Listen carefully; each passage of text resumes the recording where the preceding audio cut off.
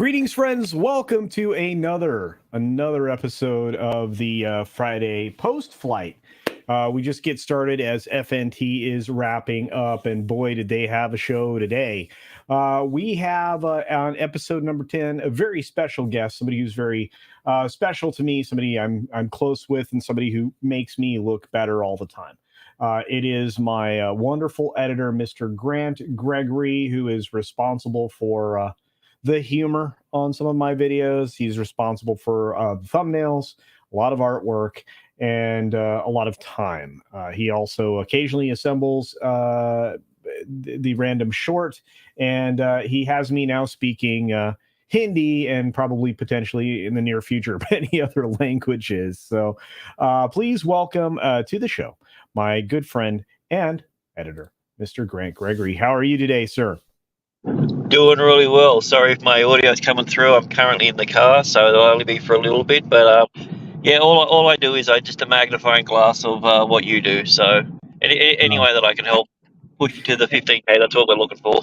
That's right. And we are getting close to 15K. And you are incredibly humble, sir. You do a great deal for this channel. And I could not be as far along without you. So thank you for that. Also, you seem to be a bit of a YouTuber yourself. And I think it runs in your family. But you seem to have a pretty decently sized channel at this point in time, Grant. Yeah. So just hit 100. Just last night, I think it was 102,000 subs.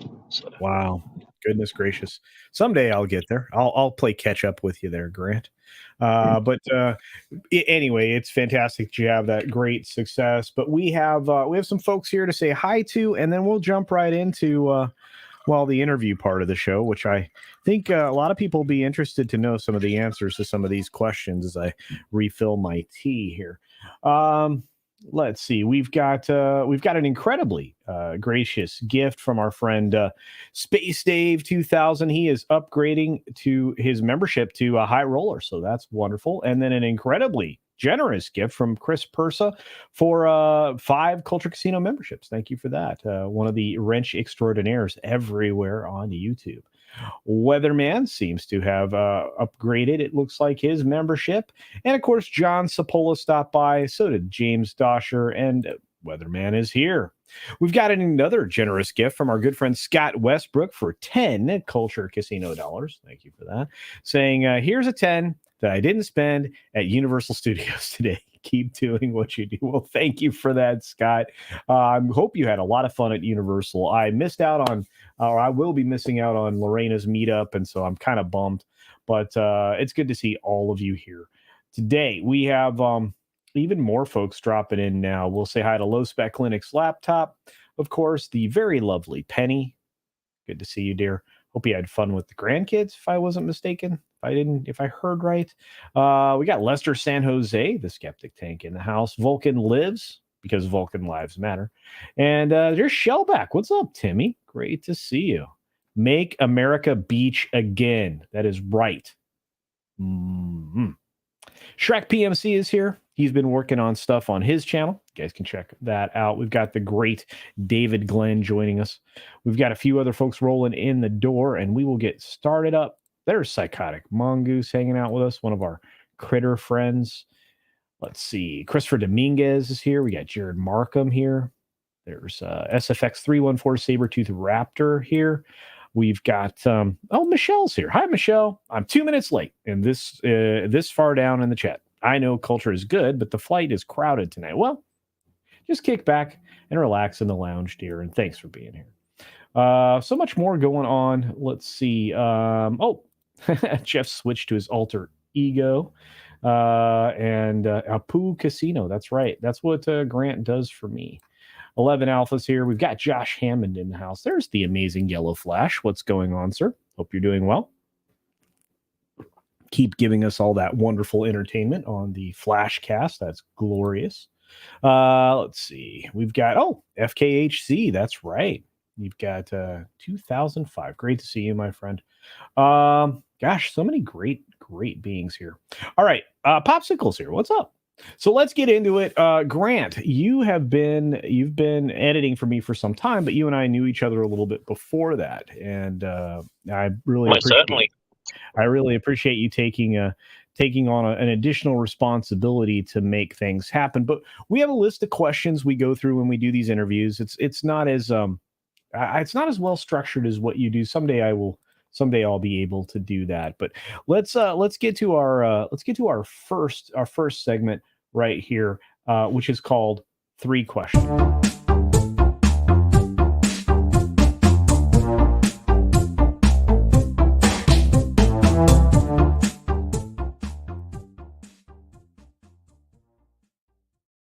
That's right. So now that we're formally into the interview, this is going to be an answer that's going to be different, I imagine, than what you would hear from folks in the States, which I think is intriguing. But the first question always is for first-time guests: what is your favorite TV show of all time? I'm just curious there. So, without a doubt, it has to be the TV series called Scrubs. It's a series about medical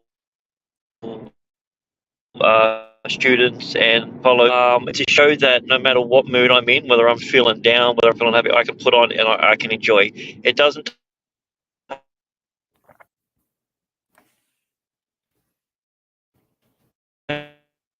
take itself too serious, and I think it's that's going to something that you don't see much. So I love the idea of a single cam TV series being that popular. So, but yeah, without a doubt, it has to be Scrubs. I still quote stuff to it to this day. So yeah, it's definitely Scrubs. That's amazing.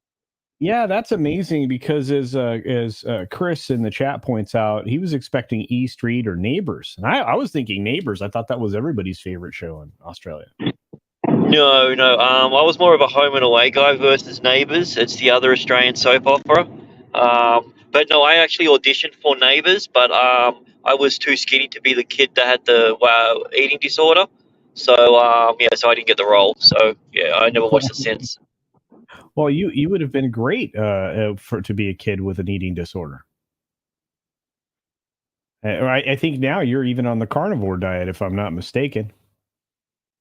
And if you guys can't guess right now, he is going 65 miles per hour Yeah, or 100 kilometers per hour down the roadway right now. So his internet is questionable at times. So, but yeah, how goes the carnivore diet there, Grant?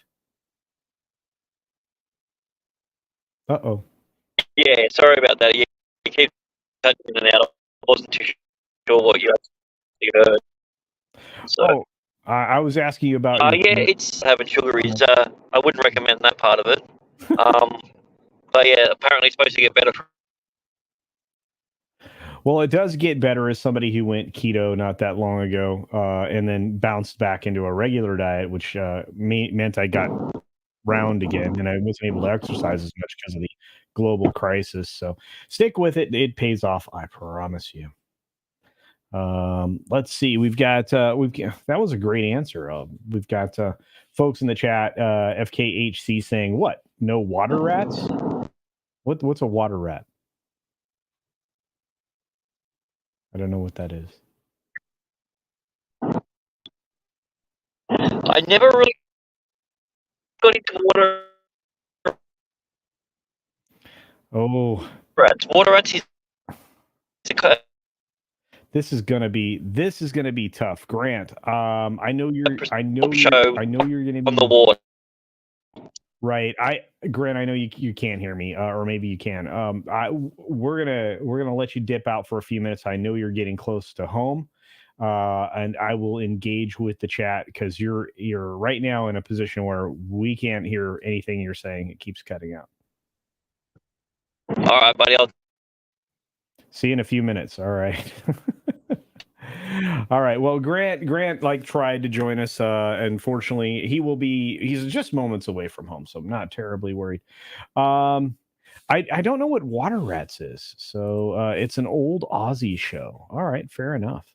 Let's say hi to a few more people that dropped in because we did have some more. A little bit of technical difficulties there. Sorry about that, folks. Shirtless casino diet. Well, hey, if I'm going to get shirtless again, I'm going to be much more fit. Let me tell you that. The Peter Venkman fan site is in the house. Great to see you.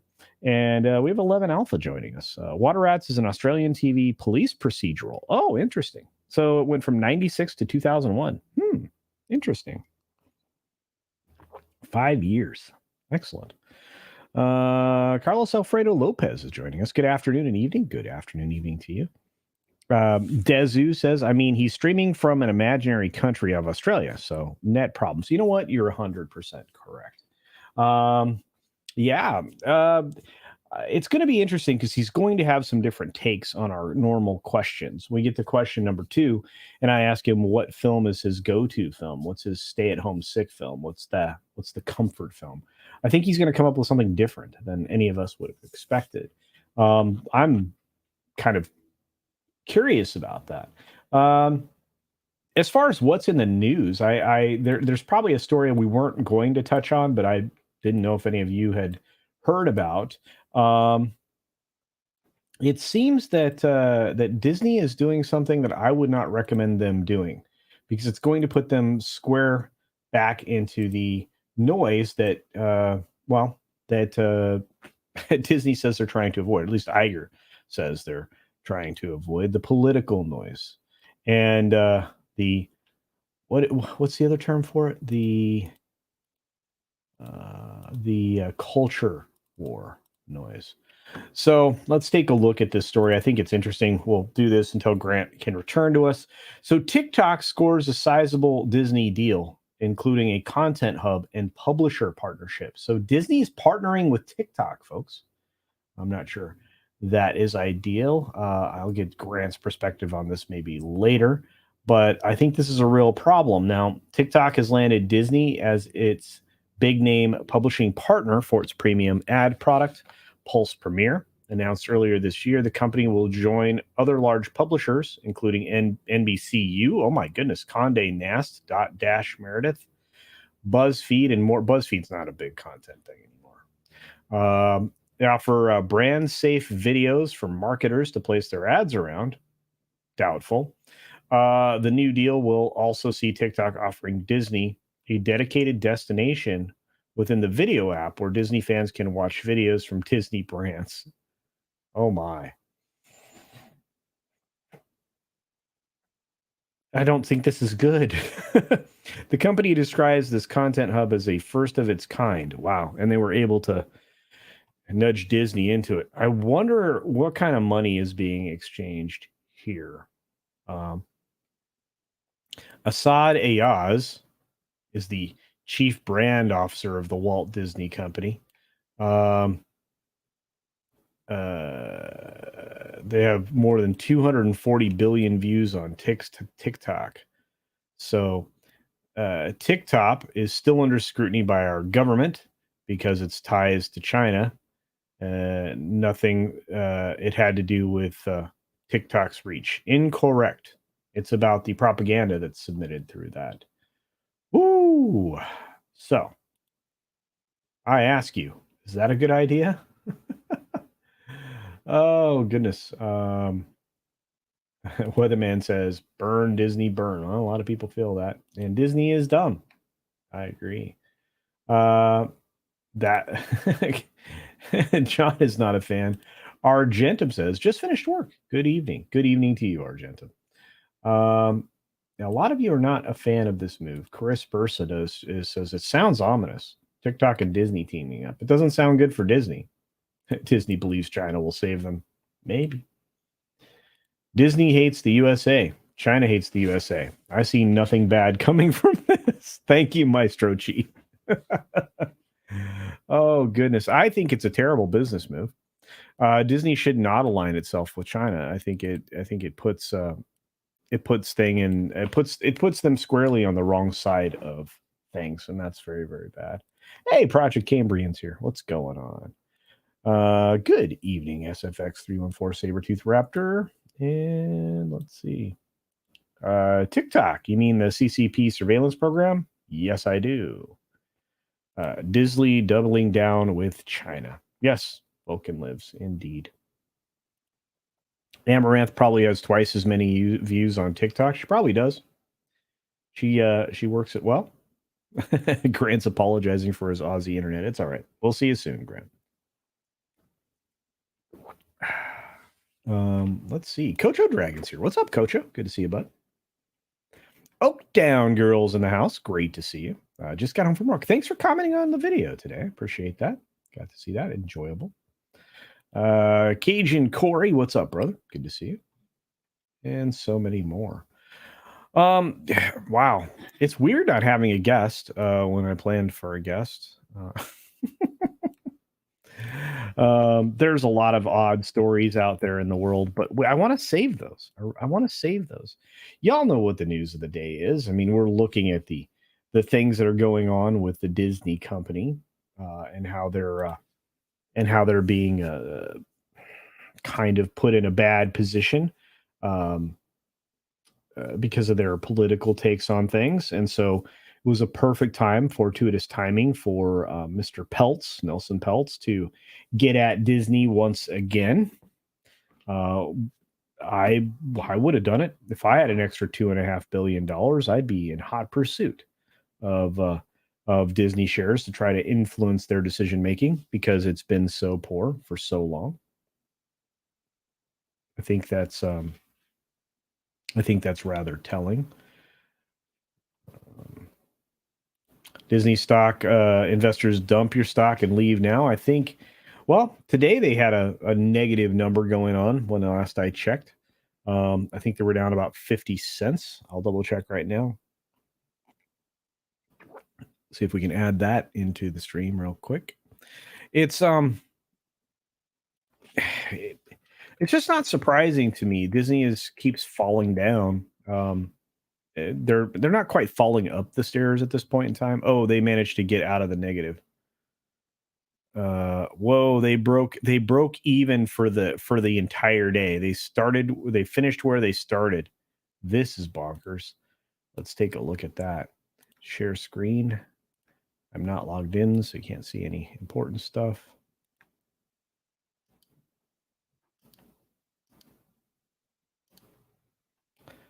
And here we go. There you are. This is Disney. 84.35. 0000. And they are already down to 84.15. No bueno. Down 0.23% or 19 cents. I can't believe their market cap has fallen this low. Remember when it was in the 330s? It's insane. And I don't think the announcement for raising the prices at the ticket prices at the theme parks was a good idea. I think that was a very, very bad idea. It's funny. I did an entire week, it feels like, of dismal Disney videos because they were just so bad. So bad. Culture, we have to look on the positive side of things. I agree. Partnering with TikTok will give Disney plenty of future opportunities to thank their re-education centers. Maybe so. Really hope it doesn't come to that, but thank you for the comment there, Chris. Oh, I like to report positive things. It's one of the reasons why I enjoyed partnering with that park place is I get to kind of do like news stories around various things. I've been doing a lot of news stories about technology for that park place. Like I did a Nintendo story and a PlayStation story. I have another technology story and a gaming story for next week for that park place, and another business story that I'm working on for them. So going to try to write a couple articles for them for next week, but they're good to partner with. Jedi Bill is in the house. Great to see you, brother. I hope you had a wonderful birthday. I want Pelt's barking video. Well, I think you're going to have Pelt's doing a pretty good job of changing the culture over there. Our good friend Dermy Wormy sends $5. Thank you, brother. Appreciate you.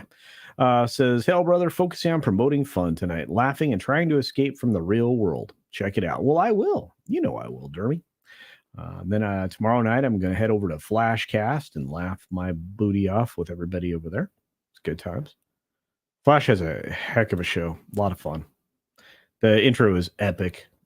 Anybody who can carry over a 15-minute intro is just boss. Just pause. Maybe Human says, so Disney refuses to make good content and instead hopes China will bail them out. We'll see.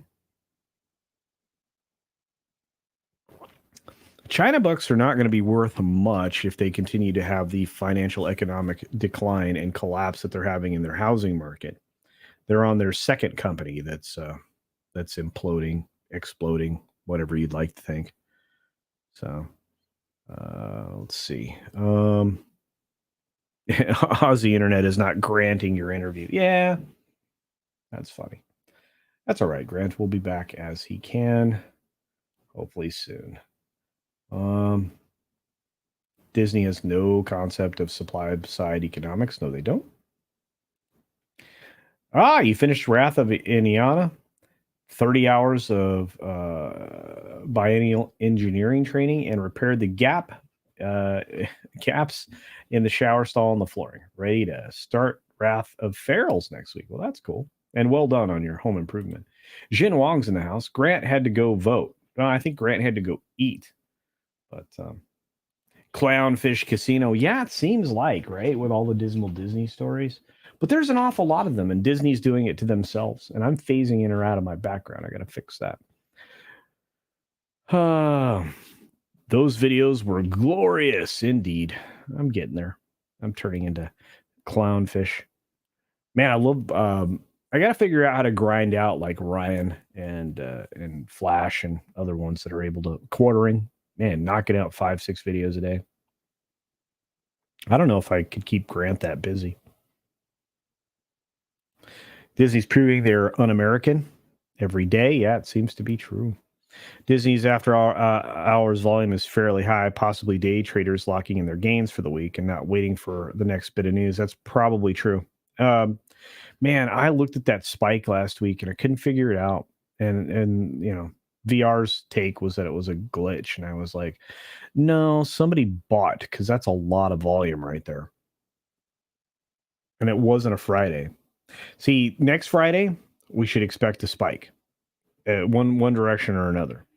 I would say it's going to go positive for Disney next week because that's payday, and that's when all the 401k money is going to hit. So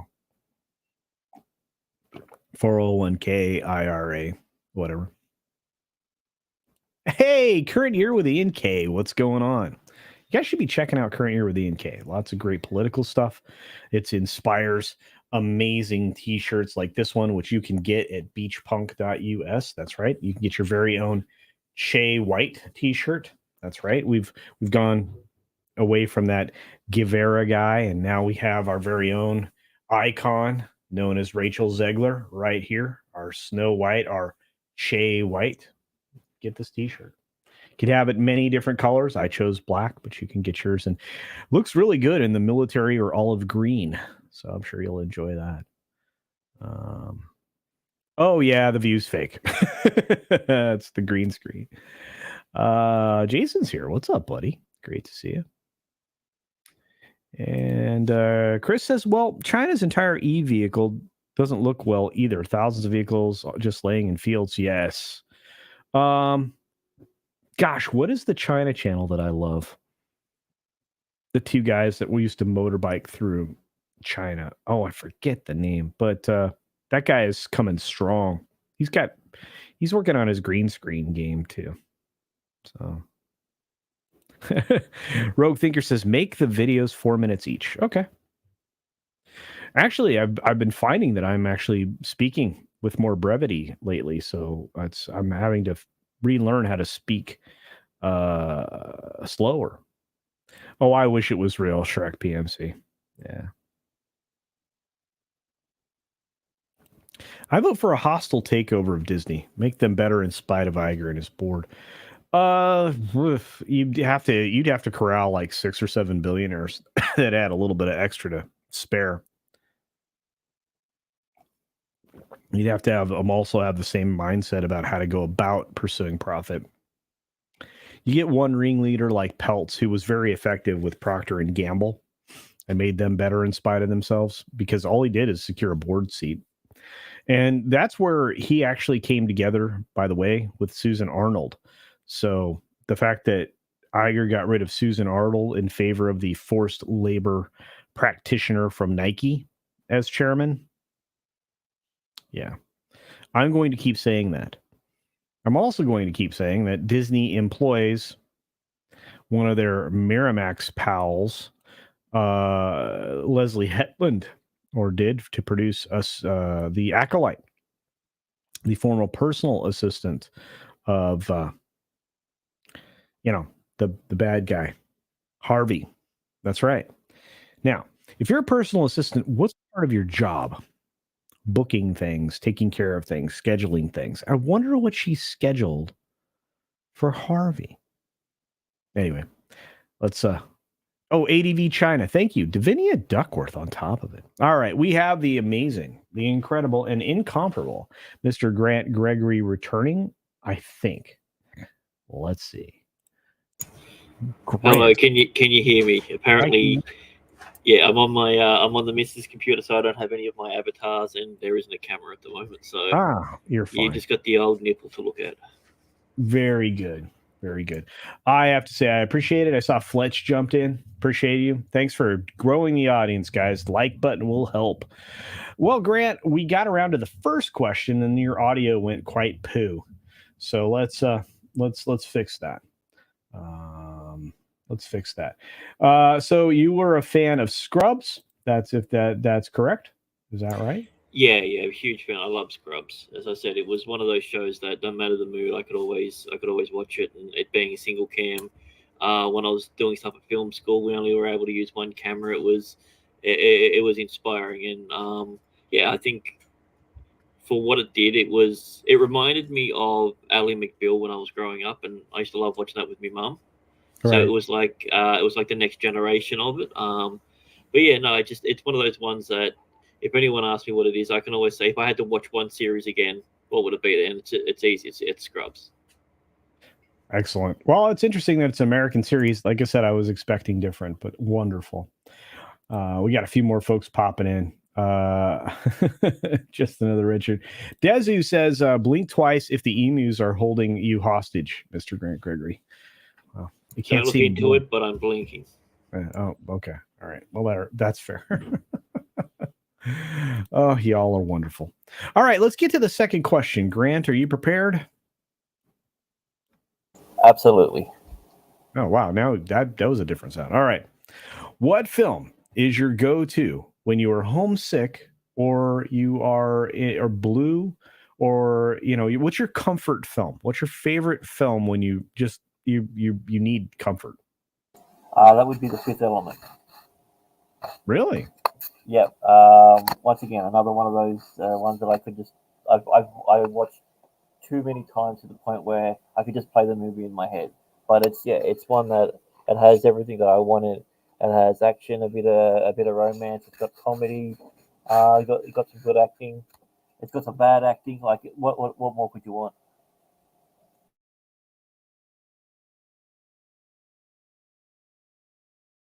Oh, I've just figured out I was muted. That's interesting. Yeah, your sound just kind of went weird. You started off good and then it changed, but okay. How's it now? A little muffled, but it's fine. Okay. Yeah, I really enjoyed Fifth Element. I think it was one of Bruce Willis's coolest movies outside of the Die Hard series, and of course the great Hudson Hawk. But did you have a particular part of that film that really you focus on that brings you joy? Not necessarily an individual part. I do like the last casino fight scene.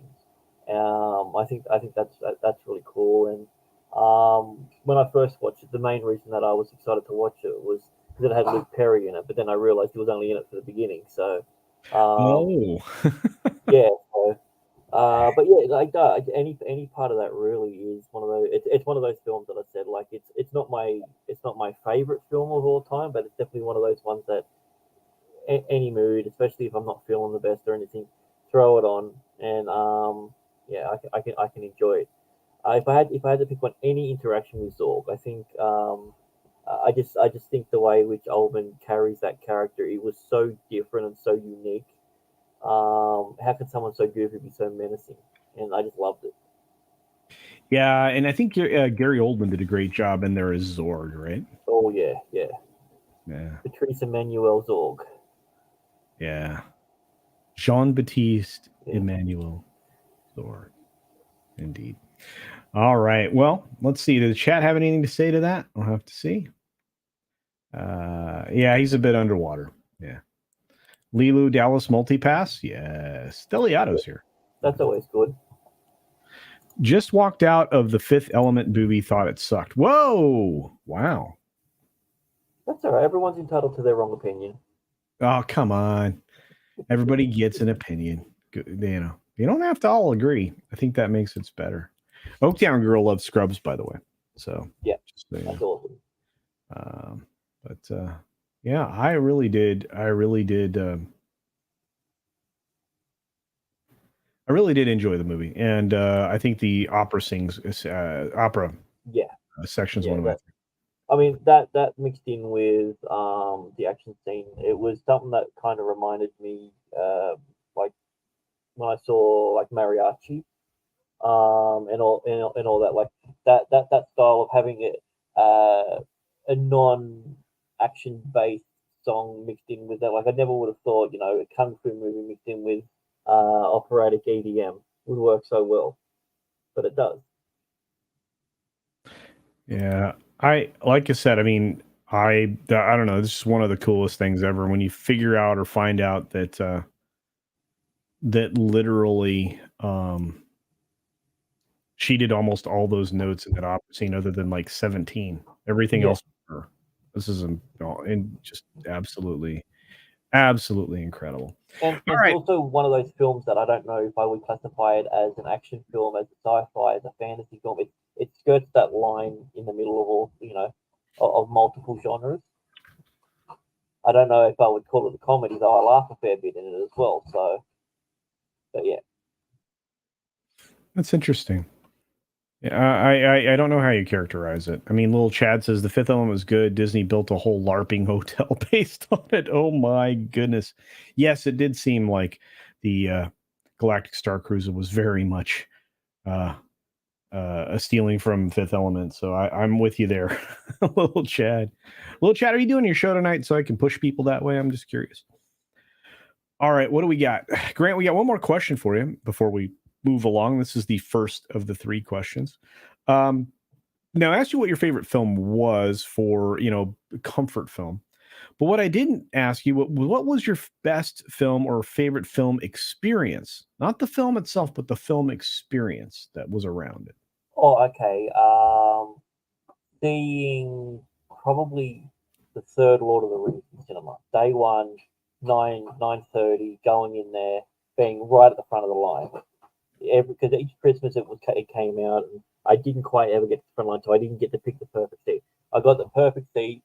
We don't Dressing up to go to the movies isn't something that's really popular or done over here, but that movie changed it. Everyone was dressed up. It was great. And, people were in there. It was completely packed theater, and every emotion that happened was amplified by people who were just as in love with the story as I was.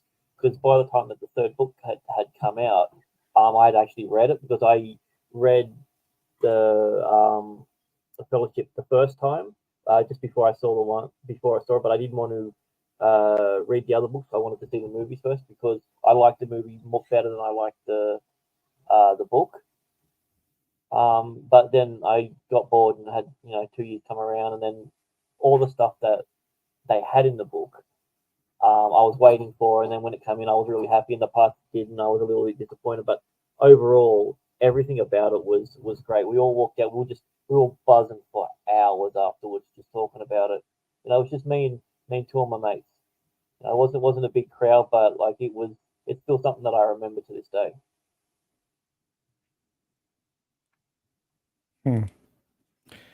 I think that's a good choice, because I think especially it sounds like the experience around that was something you were very in touch with. Phantom Menace would be a close second. Yeah, when that was a really big deal.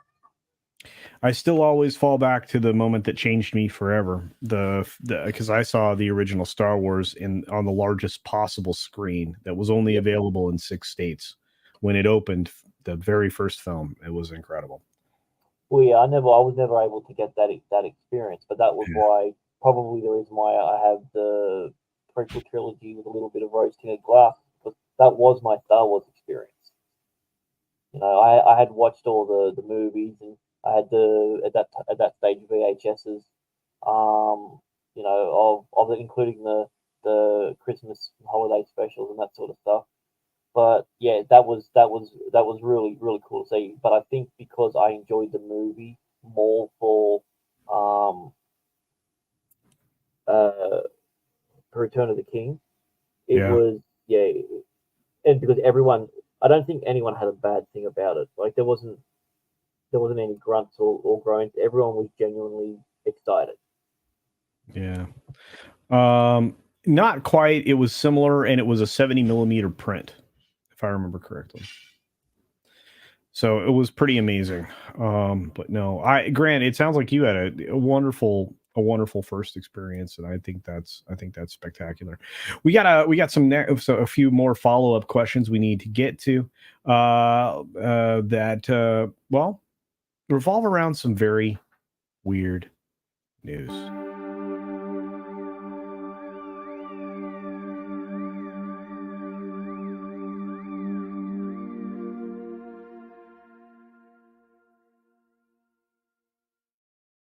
All right, my friend. Well, it seems that we have 3 stories to choose from. Normally I do 5, but we burned some time doing some other things today. So let's focus on these 3. I'm going to give you an opportunity to pick from 3 titles or descriptions I'm about to give you, and you choose which story goes first. Not a problem. All right. A dog and a bear are trapped together. Number 2. A bear is guilty of breaking and entering, and mosquitoes delay a airline flight. Okay, so we're going on the weird route. I think the mosquitoes delaying could be some sort of bacteria or virus or some sort of thing. I want to see about the bear that was charged with breaking and entering. Fair enough. So we'll start with everybody's favorite, a bear story. A bear story. And here we go. So, a bear breaks into a Connecticut home, steals lasagna from the freezer. That's right. A security cameras were rolling at a Connecticut home when a bear wandered inside and stole a lasagna from the freezer and climbed out a window. So apparently this lady, Helena Hulis of Barkhamsted, said she received an alert on her phone that her refrigerator door had been left open, leading her to check the footage on her Ring cameras. The cameras recorded a bear wandering through the house to the kitchen where it opened the freezer door. The bear snatched a lasagna from the freezer and then used the open door as a step to reach an open window. The Bruin burglar then wandered away from the property with its frozen pasta treat. We've seen a lot of bears the last few years, but nothing ever like this. No kidding. What do you think about that? Do you have kangaroos doing stuff like that there, Grant? Not. If you leave your door open, a kangaroo will come in, but yeah, not busting in. Like literally, I'm like, I'd say 100 yards from the kangaroo sanctuary down the road. So we've got a bunch of joeys and that. So yeah, when they escape, it's not uncommon to open your front door and see them just sitting there looking at you. But it's weird that it took a frozen lasagna of all things. Well, it probably looked tasty. Bears have pretty good noses. But it's funny. You picked the right answer because everybody loves the Bears. Like Carlos Alfredo Lopez says, I'll take Bears for 400, Alex. That's right. You got, hey, Tender Warriors. Good to see you.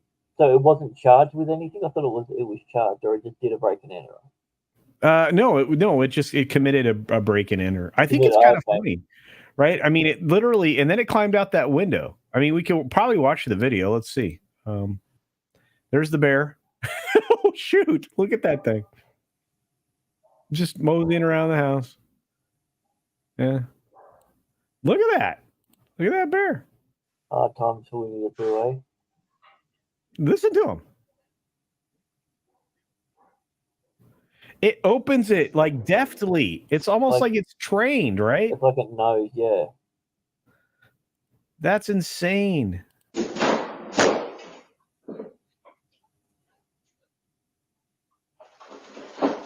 Is it wearing a collar? I was about to ask you that. It looks like it's got something at the back of it.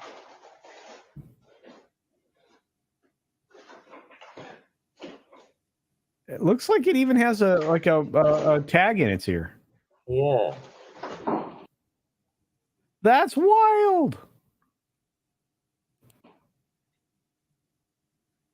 That's pretty funny. And he just like wanders just off. noses off, yeah.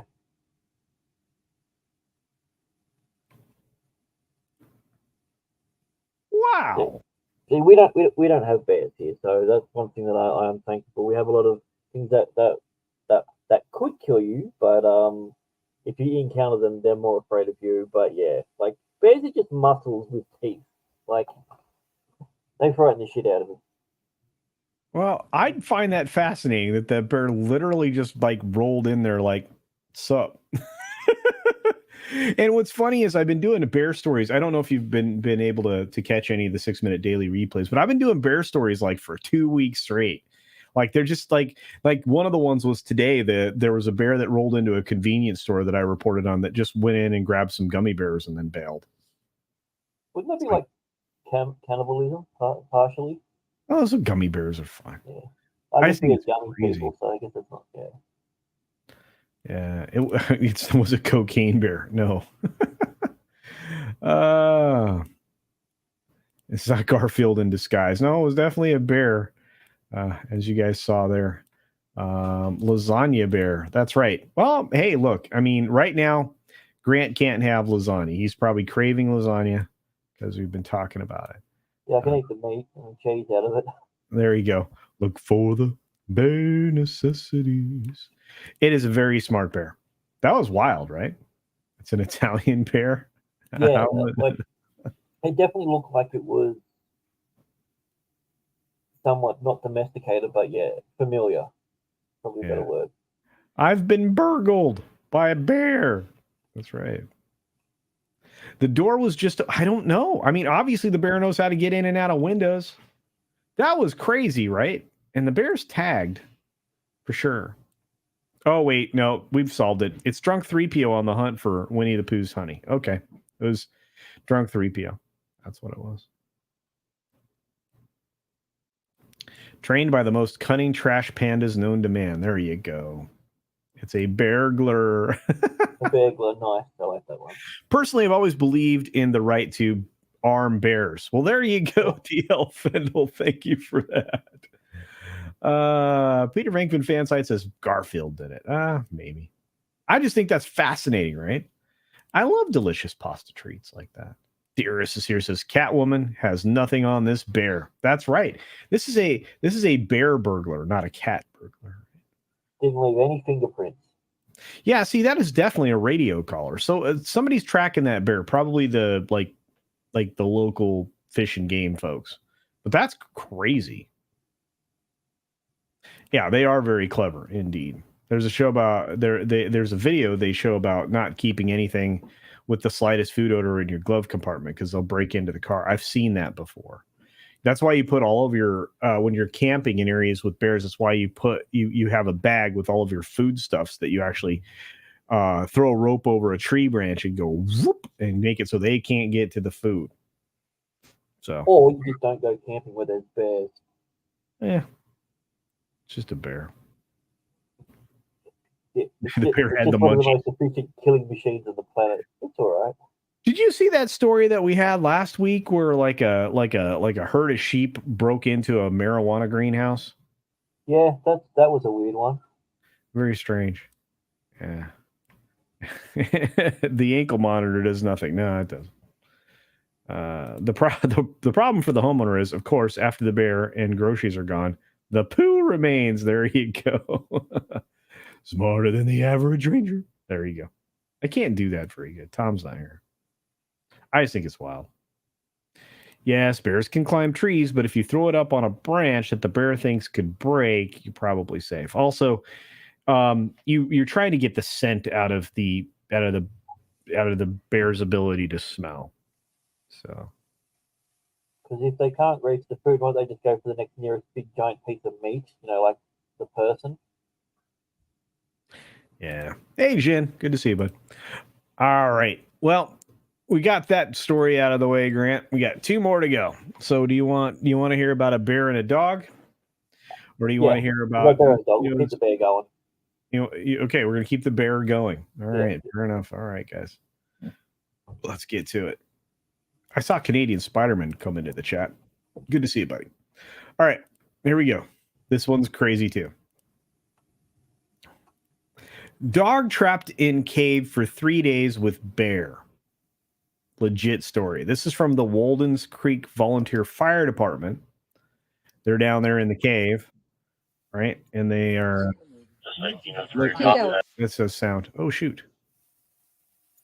Sorry, I gotta crush the sound. So he's down there fishing. He's fishing for a dog with a bear. Oh, look, there's several of them down in that cave. So I'm wondering, the dog went down there, and then the bear went down there to eat the dog. I don't know about that. All I know is the dog discovered a bear. Oh, maybe the other way around. Yeah, looking at the sort of dog it is. Yeah. Yeah. Wow. It's a hunting dog. Oh yeah. Bet you ain't hunting a bear no more. Wow, that's wild. Or... And look, he had a tracking collar on. Wild, huh? That's probably where the other bear went.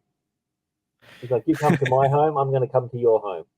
There you go. Well, a rope rescue team responded to a cave to rescue a dog trapped 40 feet down a narrow opening. And they encountered a bear. So the dog named Charlie fell down a narrow opening and was trapped 40 feet down. The department said Charlie had been trapped in the cave for 3 days. The rescuer was lowered into the cave, but quickly exited after he discovered Charlie was not alone. A 200-pound black bear was just feet away. The rescuers waited until the bear left the area and went back down to bring Charlie to the surface. Charlie was dehydrated and hungry, but otherwise not hurt. Well, there you go. There you go. Bear Paw Patrol. I don't know, but that doggy was lucky. Let's just put it that way. He's probably barking his head off, so there you go. Here we go. CC, I actually owned a Getty bear when my family was in the rendering biz. A black bear that was at JP Getty's private zoo at his Malibu home died, and we got it. That's interesting. Wow. Very interesting. What's the Getty's bear? What's that? I had a taxidermist do it up for me. Wow, that's excellent. I'm sorry, what'd you ask there, Grant? Yeah, is it a Getty's bear, was it? Is that a type of bear, or? Well, yeah, John Paul Getty. He had a private zoo at his Malibu home. Sorry, I'm not too sure who that is, so. Look it up. Okay. All right. Darius, for a member for 1 month, says honey heist. You play bears. You play bears steal honey villages. I don't know anything about that. I have to look that up, Darius. Very cool.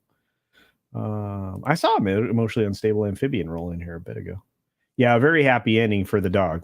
The bear is probably disappointed. This is a good question. Was lasagna in the hole? I don't know. I don't know where Walden's Creek is. I mean, I know where Walden's Pond is. But yeah, it's very interesting. It's a volunteer fire department. It could be the same area. Who knows? Don't know. Yeah, I'm probably not going to be any help with American geography. That's crazy. Yeah. See, John Paul Getty was senior was a petroleum industrialist, founded Getty Oil. So yeah. Wait, they also found a rabbit with a big clock and a girl named Alice down there. Well done, DL. And a cat standing on its own head. Yeah. Well, the Cheshire Cat, which is crazy, right? Because it just like the Cheshire Cat was a weird part of that story. All right, Grant. So we got through our bear stories. Now let's talk mosquitoes. You heard about snakes on a plane, right? I have, yes. Yeah. One of my favorite documentaries with Samuel L. Jackson. That's right. Well, now you have mosquitoes on a plane. That's right. A flight was delayed by a mosquito swarm in the passenger cabin. A swarm full of mosquitoes. That sucks, right? Worse. I mean, Capital Line would probably be worse, but yeah. That really sucks. So apparently in a flight from Guadalajara to Mexico City, they delayed it for 2 hours due to a mosquito infestation. Wow. The Volaris flight VOI 221 was scheduled to depart at 4:30, but was delayed until 6:59. How did they? I want to know this. Knowing what, because of recent news, I want to know where these mosquitoes came from. Yeah, it's like, oh, this is our first unvaccinated flight. Strangely enough, everyone seems to be fine by the end of it. I wonder. Sadly, here in Tennessee, CC, the bugs got to the bear. It's now a former bear. Goodness. But this is crazy, right? How does something like this happen? Like, I don't know, but the video recorded passengers swatting the mosquitoes. The bug spray with bug spray in a contained environment. Yeah, that's smart. No, it's really not. So passengers aboard the flights, the mosquitoes dissipated once the lights were turned off in the passenger's compartment. I bet. But they're saying that the Guadalajara airport is located amid heavy vegetation and frequent floodwaters. So they're trying to say they were naturally occurring. I'm not going to say anything other than what's being reported here, but there have been a lot of very interesting stories around mosquitoes. Have you ever had a mosquito infestation on an airplane, Grant? I haven't had it. I haven't had it inside of a tent around a pond filled with them. They don't tend to infest something just on the inside. That's really weird. Like, if they were going to be infesting it, the plane would be covered in them. It's very strange. But it just happened. I mean, unless someone had like a box in shipping that had them in there and it released them somehow. Deal. I'm tired of these mofo skiers on this mofo plane. Oh, I wish I could do a good Sam Jackson thing. All right, Grant. Well, thanks for getting through the weird stories with us. We're about to dive into some regular topics, so we have to play the stinger for that, which is today's topics.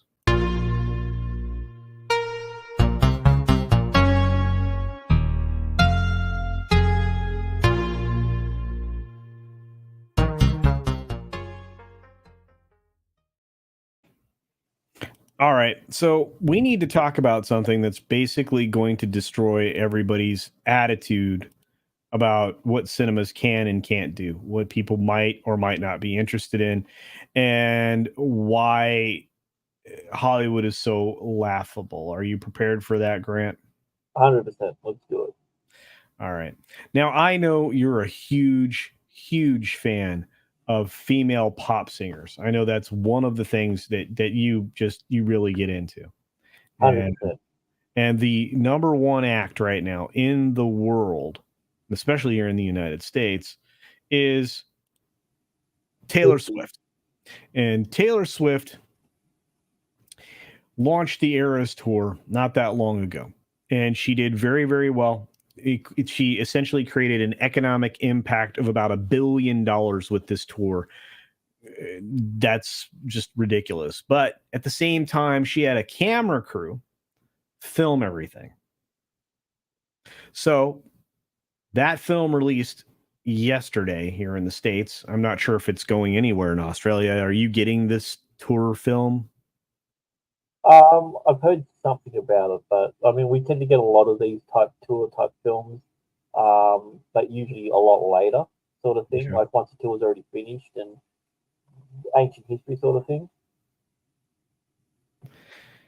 Yeah, well, Tay, let's read through it, Grant. It'll help us out because we will inform everybody. But Taylor Swift has the highest grossing concert tour. We know that. But her pre-sales for the film that opened yesterday had already sold more than 100 million in advance ticket sales. 8,500 theaters across 100 countries around the world. So it could make this weekend alone $107 million. And Swifty is going to get to keep 60% of that. Christ, didn't she make enough money on the tour? I don't know, but she's not dumb, and she owns every single frame of this film. So the world premiere screening was Wednesday. It was absolutely bonkers. The movie received an interim agreement allowing the parties to promote the film and do red carpets, which was smart.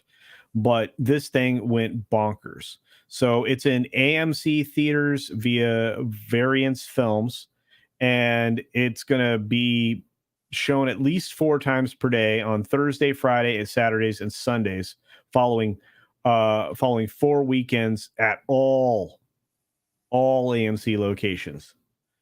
So it's supposedly amazing. You can prepay for these tickets, but the first weekend is reportedly sold out of all showings. That's insane. So in addition to the more than 4,000 AMC locations in the U.S., Cineplex is distributing in Canada, Cinepolis in Mexico and Central America, and in Europe, it will be at every Odeon location. 8,500 theaters in 100 countries. On October 13th, it's going to even debut. Why doesn't... Oh, there it is. Australia. So you get to go see this. Are you excited?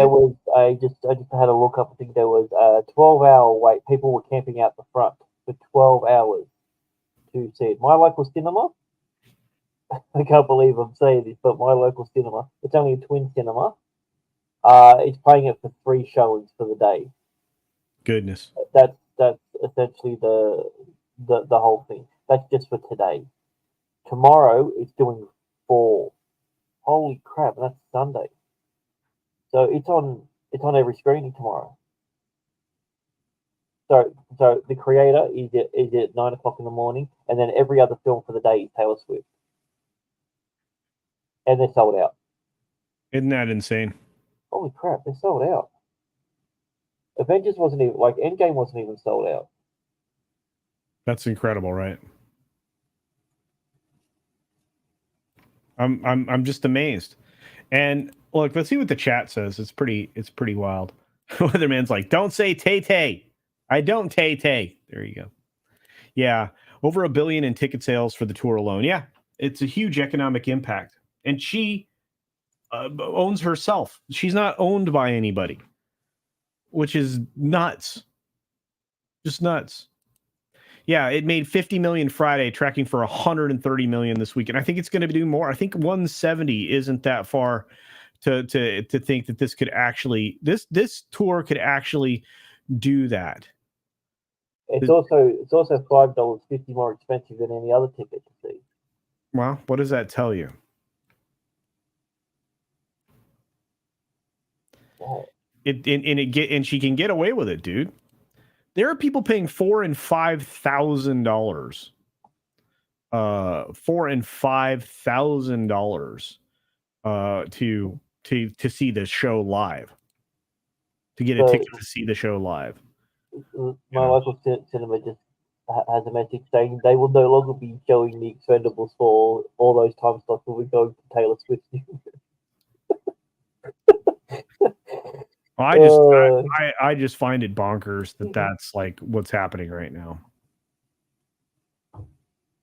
I mean, I wouldn't have picked the biggest box office winner for the month was going to be Taylor Swift. Like that's just a weird thing to say, and it's not even a movie. So it's just essentially just a documentary or like a giant blog, I wonder. It's a concert film. They filmed the concerts and then they assembled it into a way that people could enjoy it. So you could get quite a bit of Holy shit! It's nearly 3 hours long. Yeah, it's like going to the concert. Yeah. I'm sorry, I just think it's impressive. I mean, like I said, I mean, I'm no huge away. fan. Say ahead. Go ahead. Yeah, I'm blown away, but I didn't think something like that was even possible. Yeah. Yeah, and again, I mean, yeah, it is what it is. But yeah, it's going to be huge. Yeah, AMC isn't not allowing use of A-list. Of course not. That's just bonkers. And sorry, guys. Be happy. I have to cover it. It's actual news. That's so weird to think. AMC's laughing at this. They're like, "Oh my god, we're actually going to make some money for once." My wife is at the movie Convert right now. Really?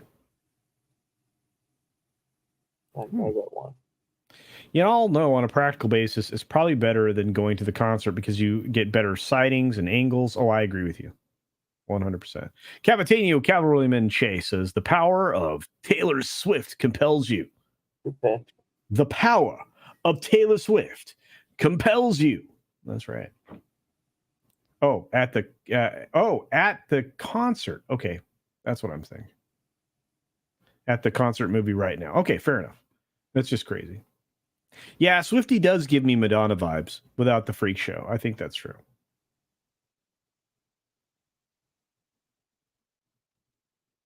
It's at least as big a story as Break-In Bear, perhaps. The IMAX shows are sold out. Woohoo!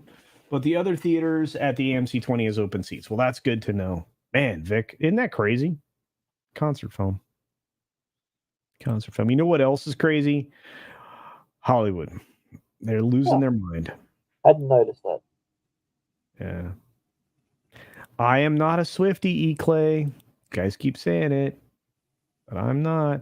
Let's get to the Hollywood story because this one is the most important one for our friends that are still in the industry, and we have some. Yeah. Let's make this embiggen it. That's not embiggening. Try more. So Hollywood unions call on studios to resume talks with SAG-AFTRA. Of course they do. The studios walked away from the table, Grant. You heard that, right? Yeah. And they did so because of some ridiculous asks on behalf of SAG-AFTRA, including a levy on Netflix, which I thought was the most asinine thing I have ever heard. But I got to a bit of a conversation with a family member in regards to this because all they see is the percentage. They demand 2% of revenue. They demand 4%. And they're like 2% is nothing. I'm like, you know why they say percent and not I need to get another $110 million for a project, or I need another because how much they're already paid. If they were to say the actual dollar signs versus the percentages, no one would give a shit.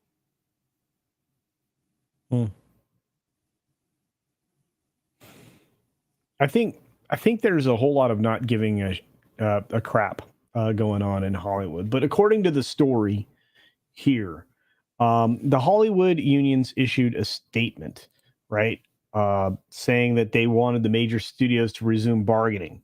2 days after talks with actors union, the actor unions broke down. Of course, they broke down. You're asking for dumb stuff. The gap between the two sides, according to the AMPTP, was too great, and further negotiations would not be productive. SAG-AFTRA has been on strike for almost 100 days, 92 days so far. The guilds are wary of being pitted against each other. Of course they are. The Writers Guild, the Directors Guild, and IATSE argue that the AMPTP should realize that in dealing with SAG-AFTRA, more is needed than proposals which merely replicate the terms negotiated with other unions. That was probably not something smart to say, but we'll see if Hollywood has the memory in 3 years to remember this. Yeah, In other words, don't talk to us like you would any other unions. We're special. We get more. We're better. Yeah, except that they're again. I mean, I'd rather have the IATSE folks get a fair contract, but anyway, we collectively demand. You demand jack all. Demand away. Yeah. Not gonna do shit. Yeah. The key stumbling block in the actor's proposal is to share revenue in streaming platforms. Yes, they want to levy them. They demanded 2% of revenue attributed to each film or TV show on a streaming platform, which would be divided amongst the cast. How are you going to get that number? Because Grant, will the studios give any transparency into what the viewership is for any show or film? That's the reason why they use Parrot Analytics, so they can find a way of telling you that a series is good when it's not. Because the problem is, if they started being transparent with all the numbers, what's going to happen? They're not going to get any investors. Then you're not going to have anything. Yeah. They're never going to let you know. And also, let's just say, for instance, if they knew, okay, yep, let's just say 100 million people watched said movie. How much of the movie did they watch? Did they watch the first 5 minutes? Okay, if you're not in the first 5 minutes, does that mean you still get your levy from it? Well, I don't think you should get anything from it. You were paid already. And the thing is, look, I understand residuals and all of that, but if you get anything, you should just get a piece of the flat fee that, that thing was sold to you for, licensed to you for, if you happen to be Netflix or whatever. I don't think it's fair to do anything else or different. This is what you do. If you want to be an actor, actress, whatever, and you're getting to the point where you're negotiating your contract, you don't just sign, you negotiate what you want. Don't worry about getting all your little stipends and everything like that. Just say, you know what, I want a piece of the back end. Fight for it then. Don't do it after the fact, once you've already been paid and everything's already been settled. But nobody's getting those deals anymore because the studios get burned on them. Yeah. So, yeah, you don't get those first dollar contracts anymore. Like, well, there's only one guy that does now, as far as I know, and that's Tom Cruise. But well, Jim Carrey screwed a huge thing about with Yes Man. He got paid $0 up front.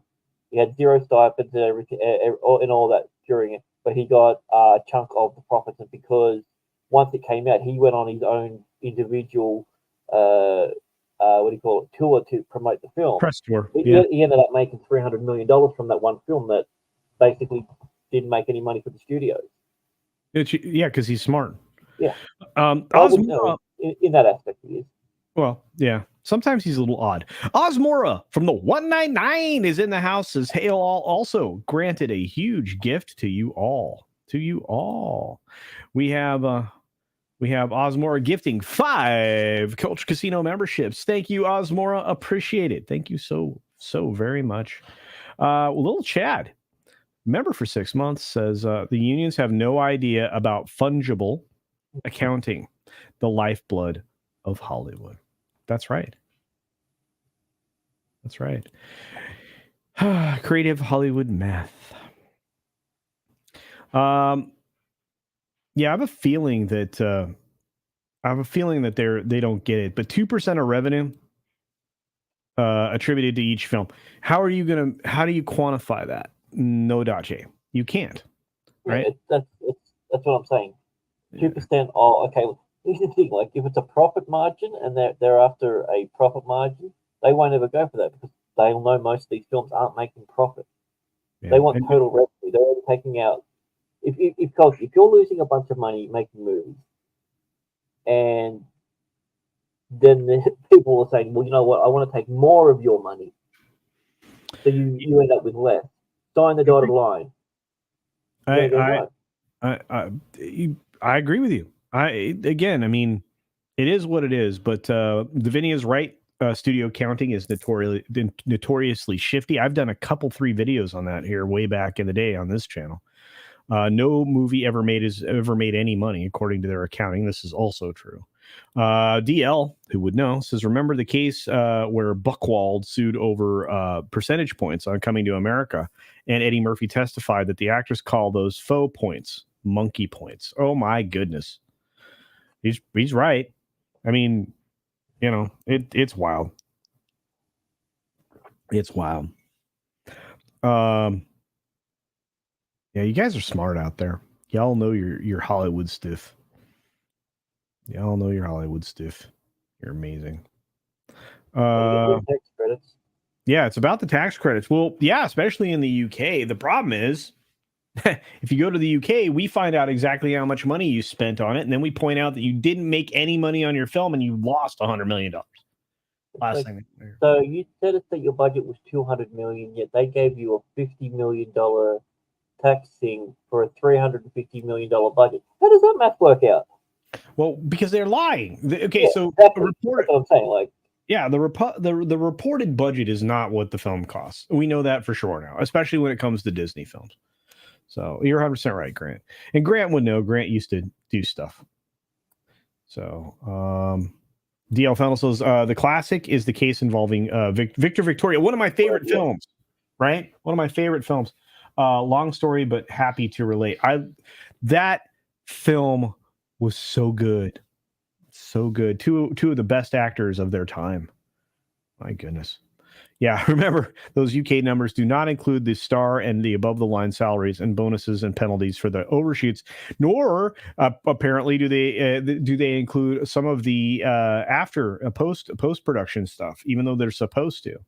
Yeah, it doesn't include their staffs either. That's right. So, I mean, there's a lot of stuff that's not included in those films. It's insane. It's insane. And yes, Victor Victoria could not be made today. Oh, wow. You've never seen it? Let me tell you, Davinia, it is a great film, and Julie Andrews deserves to be proud of the film. It was so well done. That one will knock you off your feet. It is a coincidence Perlmutter was removed from the Marvel process when he started questioning if movies were profitable. No, it is not a coincidence. It is not. I don't know, Grant. They got rid of Perlmutter. Why?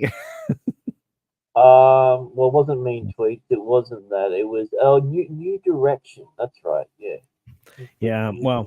Yeah. And then of course Hollywood doesn't like anyone asking questions about profit. No, they do not.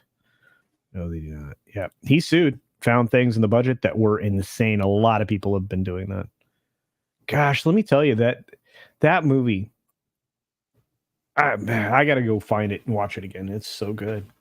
But anyway, so the CEOs of the Force Studios adamantly rejected the idea of giving them access to that information. The union is now asking for 57 cents per year per streaming subscriber. They want to you understand what that is? If you have, let's say, like Netflix, they have 230 million subscribers. It's going to cost them 500 million a year. F that. Right? Just for SAG-AFTRA. That's okay. So let's just say, for instance, if they happen to agree to something like that, then why don't the writers get that? Okay, well then if that's the case, well why doesn't transport get that? You know?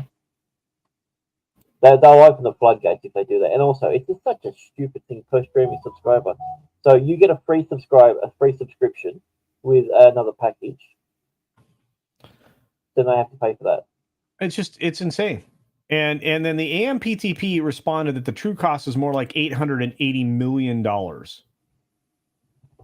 $800 million. I think it's actually higher than that. 57 cents times 230 million alone. No, thank you.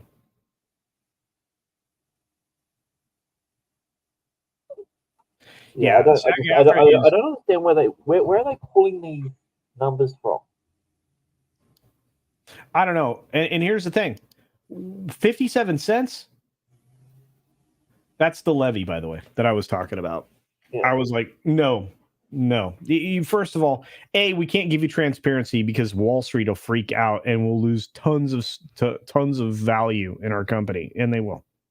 Once those numbers are transparent, they'll lose a bunch of value right away. At least with TV, you could see how many people were watching it because of the strength of the signal. Like there was ways that you could find out. But with this, because it's all behind its own wall, like we legitimately don't even know if Disney Plus has 1 million subscribers. We believe they do, but we don't know. Yeah, and we're well, and that's the other thing. I mean, DL brings up a great point.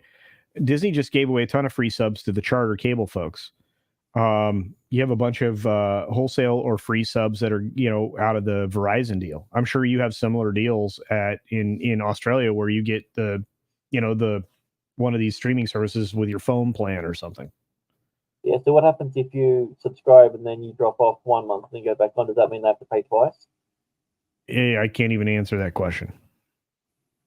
Not only that, are they accounting for churn? Because that's the question you're asking, and I doubt it. Well, I mean, that's the big killer. Yeah, we want 60 cents, but for you, 57. Yeah. Davinia is like, I'm pretty sure they're losing millions on streaming operations. Yes, Disney's losing a boatload of money. We are now technically over $13 billion in the red for Disney Plus alone. Between everything it took to get it started, all the maintenance it requires, every other aspect of business, the revenue share that's engaged, and the cost of the content productions themselves. Just the sheer cost of the bandwidth alone. Yeah, the bandwidth is dumb.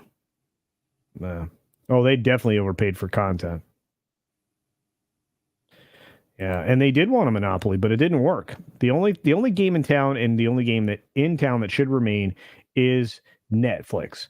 And you could actually say, you know what? You could bring all these other little ones in that were inconsequential. You can have all these fast streaming channels, and you certainly can have your Amazon Prime Video.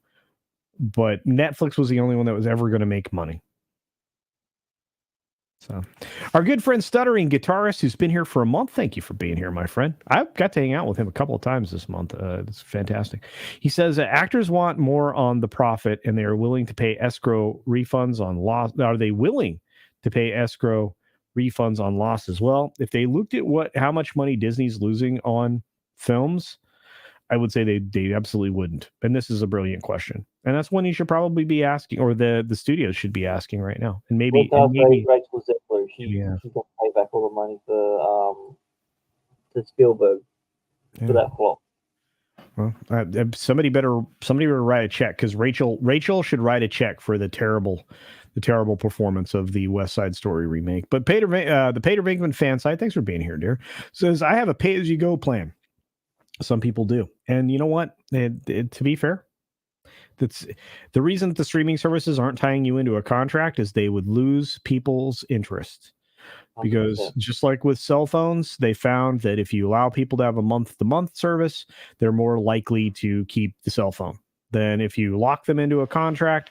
They are second guessing whether or not they really need it or not. So that's some of it. Yeah, Feliato's like, they've lost billions in total. Oh yeah, it's ridiculous. And CC, that does not include the lost opportunity cost of not putting stuff on Netflix as in the old days. Exactly. And that's the other thing. Grant, and you've been through this math with me before, because I know you and I and Tom have talked about it. They lost 7 sources of revenue when they decided to monopolize the streaming. They try to monopolize streaming with their own walled garden. Do you know how much money they were selling content for to Netflix?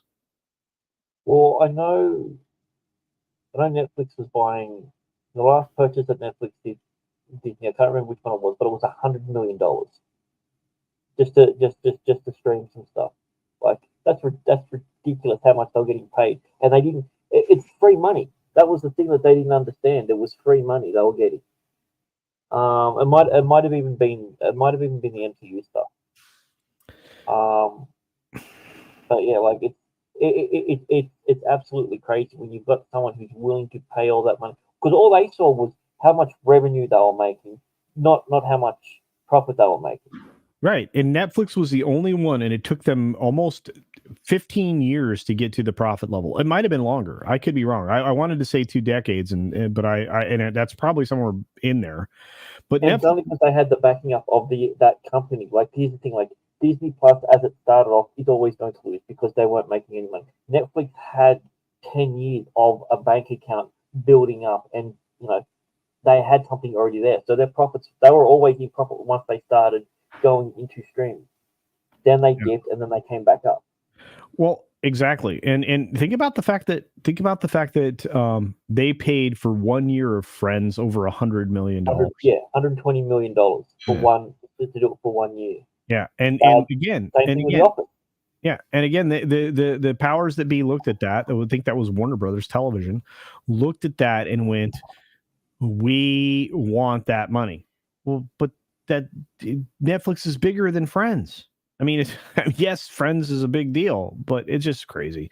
11 Alpha says something I think that is definitely a good conversation starter. I still think we're eventually heading for a model like cable TV, where you buy access to a service, which itself accesses different streamers, probably with bundling as well. I think you're 1,000% right. I don't know. That's what Amazon Prime is doing over here. Like, I get Amazon Prime through Amazon Prime. It's the only way I can get Paramount Plus. It's the only way I can get free Fox. Really? Yeah. I can't get Paramount Plus or whatever the CBS one is. I have to get it through Amazon Prime. That's how it works out here. And it's all through it all looks the exact same as the Amazon Prime app. It's got a little box down the side, and I click on that box on the side, and then it's all the Paramount Plus stuff. So it's like they set it up like channels, then. Yeah, essentially like a channel. Yeah. Interesting. Yeah, I'm with you, 11 Alpha. I think you're going to see aggregators that just collect all of them and give you a bundle price, and then you pay that and you get access to everything. I mean, ultimately, that's kind of what this Charter Spectrum deal was. They basically got a wholesale price version of Disney Plus in order to get that carriage deal worked out. So, but as weird as it is, I still think the future is the 90s model, like far. I still think that's going to be the way that it's going to go. Free ad-supported TV will always, I think, be one of the biggest makers in the end. Yeah, and little Chad's right. I mean, if you have the ability and the know-how to require your own physical media and set up a Plex server, you're set for life, because that content, you have it physically, you also have it digitally, and you will save money to stream it within your own house because you aren't paying bandwidth or anything else. That way, even if your cable's out, right, or you decide to get rid of whatever high-speed internet package you have, you still have that. If you want to ditch the streamers, you can do that. So you're sacrificing time and a little bit of money up front to not have to deal with anybody else. So that's very, very true. Yeah. Very, very true. Get those discs and books. Yeah, because they're going to start censoring books. They already have. You can thank the globalists for that as well. So, well, not just that. Once they censor something like that, they then re-release the DVDs and Blu-rays. Like if you buy the newest edition of Home Alone 2, Trump's not in it. Wow. And that's on DVD. So it's insane. Morb is in the house. What's going on? Good to see you. Hope your book launch went well. Appreciate you too, Morb. Handed out checks to every crew member. I wish there was a next door. Wait, hang on a minute. Guys, when the producers of ER made their super deal with NBC to keep the show on past what would usually be the end because the net needed it as a tentpole, the producers literally handed out checks to every crew member. I was there to see it. Next door. That's amazing.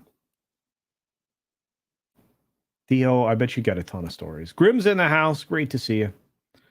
Crunchyroll's back. Crunchyroll is back. Didn't know when anyway. Yeah. Do you watch a lot of anime? Vic, VOD stuff. You put it on Vudu. I get it. Vudu is great. No streaming service payments. Nope. And you also, for as long as that's available. See, that the funny thing is do you guys remember Ultraviolet? Ultraviolet had to partner with Vudu on the way out the door because they were failing, so they passed their customers over to Vudu.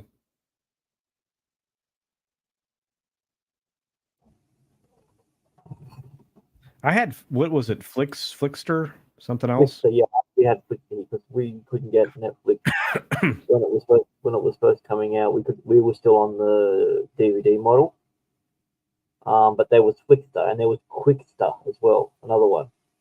Yeah. Which was just god awful. Unstable Amphibian just said my ad blocker just stopped working on YouTube. Yeah. Yep. So they've targeted a bunch of countries specifically. Australia got hit, I think, on Wednesday. They hit Canada. Yeah, Canada was last month, dude. Yeah, so so even stuff like the Brave browser, it's no longer blocking it. So my suggestion is to quote unquote move to places like India or Turkey virtually move there, however you like to do it, then go for your premium. I pay 8 cents a month for my premium because I live in India right now. Oh, that's right. Yeah, because of the because you use the VPN. Yep. Yeah, so that's it. That's it. I do a family package. So I got five members that can do it. Yeah, it works out to about 8 cents a month. So well, ladies and gentlemen, Views with Hughes is here. He's got agenda-free news, and he's a great channel. Check out Views with Hughes. Good to see you, Hughes. Let's see.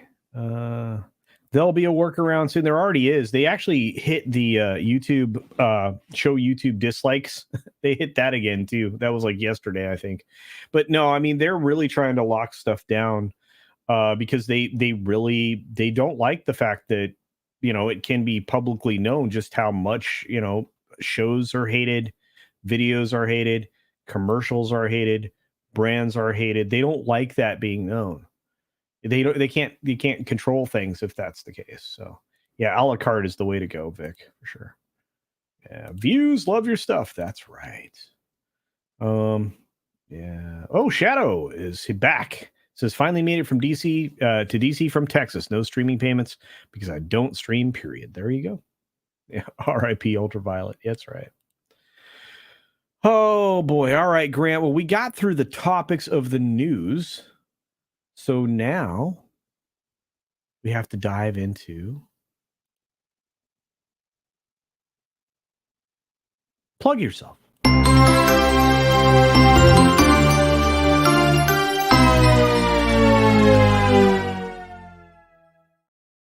My friend, I want you to tell everybody all the great stuff that you do for me. I want you to tell them what you do for others and tell them where else they can find you because you're in a lot of different places now and you really help out Scott and many others. So tell them all about you. As most people know, I am the editor for One CultureCasino. I also like to do a little bit of producing on the side for him on his Sunday night streams, or I call them Monday streams because I'm in the future. But yeah, so 3 times a week I'm doing streaming with the Full Aussie. We have the Full Aussie show, then we have a Happy Hump Day, which is on Wednesday or like Wednesday Australian time. So then on Thursday I have the American Happy Hump Day, which is with Shagsworth. And I haven't been on Comics Division for quite a while just because the timings have been a little bit skewed. But yeah, as for my own stuff, I'm currently reworking my channel to be an AI based channel where it's AI news and all that sort of thing, and trying to take the stigma out of what AI is, and so people can have a proper understanding of the different technologies that are involved in what AI is, because AI technically doesn't exist. It's just a funny terminology that we're using at the moment. And apart from that, I'm going to be just documenting my journey on this carnivore / keto diet. Well, I really appreciate everything you do for me, Grant, and I appreciate everything you do for everybody else. And I think you do a good job producing the show.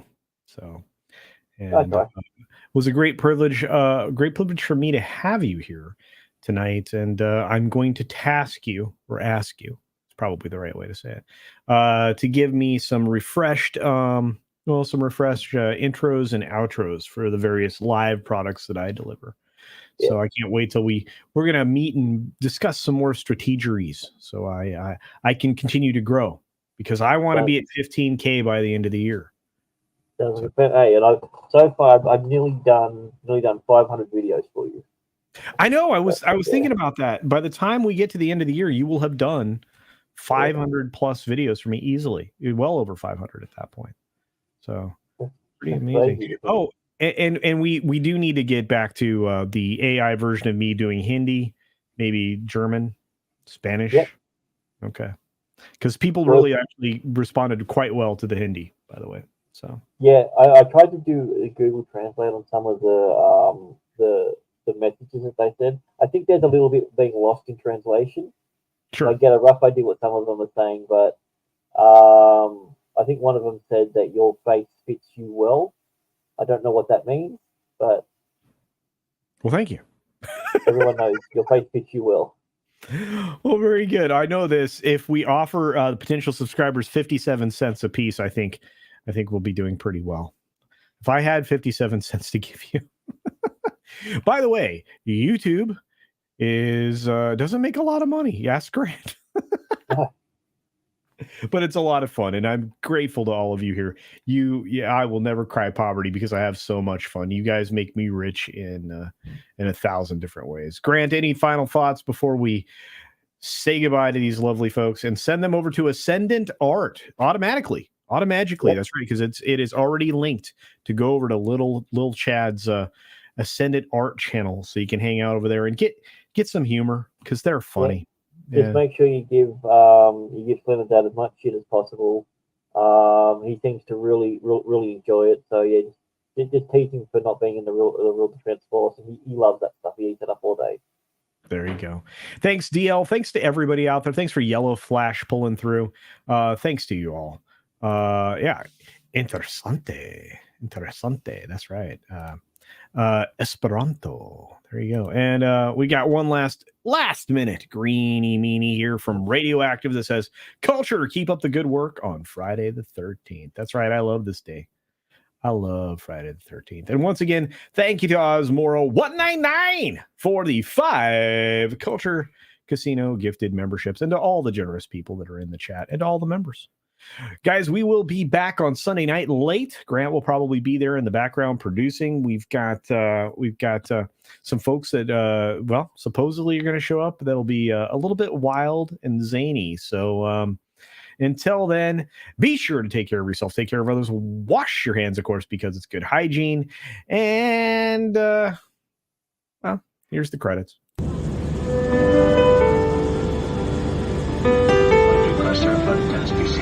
We're landing in about 1 minute. Thank you.